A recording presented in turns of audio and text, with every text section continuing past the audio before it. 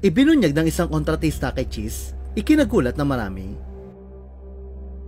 Cheese, ganito pala kalaki ang perang natanggap mula sa isa sa top 15 na contractors.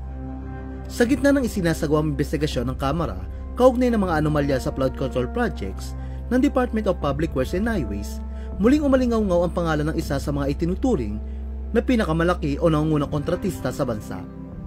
Kilala ang Center Waste Construction and Development Incorporation bilang isa sa mga kumpanyang nakakuha ng pinakamalalaking proyekto sa flood control sa nakalipas sa 3 taon. Sa datos mismo ng pamahalaan, pumapalo sa bilyong-bilyong piso ang kabuuang halaga ng kanilang nakuhang kontrata.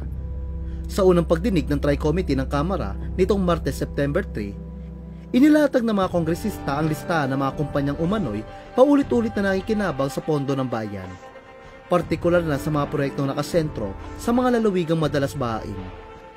Kasama sa binusisi ang Center Waste na nakabase sa Sorsogon at mula pa noong 2009 ay aktibo ng sumasali sa mga bidding. Ayon sa record, aabot sa mahigit 80 proyekto ang kanilang nakuha mula 2022 hanggang 2025 na may kabuuang halaga na tinatayang 5.4 billion. Batay sa tala, higit kalahati ng mga ito ay sa mismong Sorsogon, na kilalang baluarte ng isang mamabatas na ngayon ay isa sa mga pinakamataas na opisyal sa Senado.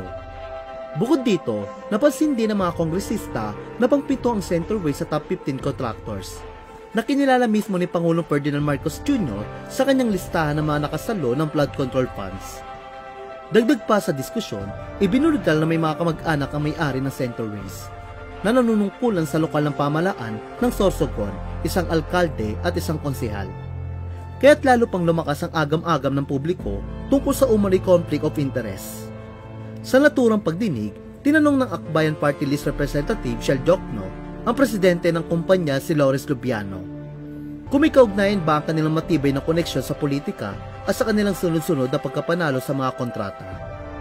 Habang binabasa ang mga datos, lalo lamang naging kapansin-pansin ang bigat ng isyong ito. Isang kumpanya na may paid-up capital na 45 million lamang, ngunit nakakuha ng kontratang umaabot sa bilyon-bilyon. Sa puntong iyon, umalingaw-ngaw ang sagot ni Lubiano na ikinagulat na marami. Inamin ni Lawrence Lubiano na noong election 2022, nagbigay siya ng 30 milyong donasyon sa nooy kandidato at ngayon Senate President na si Francis Keith Escudero. Ngunit iginit ni Lubiano na personal umano ang donasyong ito at hindi galing sa pondo ng kumpanya. Aniya, personally ko po donation or nag-donate po ako kay Senator Cheese, yung 30 million. Hindi po galing sa company yon, galing po yun sa akin as a personal individual. Ngunit iginit naman ni Jokno at iba pang kongresista na malinaw pa rin ang probisyon ng Omnibus Election Code. Ipinagbabawal ang sinumang may kontrata sa gobyerno na magbigay ng contribution, direkta man o hindi, para sa kampanya ng isang kandidato. Bukod dito, inamin din ni Lubiano na may kamag-anak siya na nanungkulan sa Sorsogon. Ang isa sa kanyang kapatid ay mayor habang isa ay konsehal.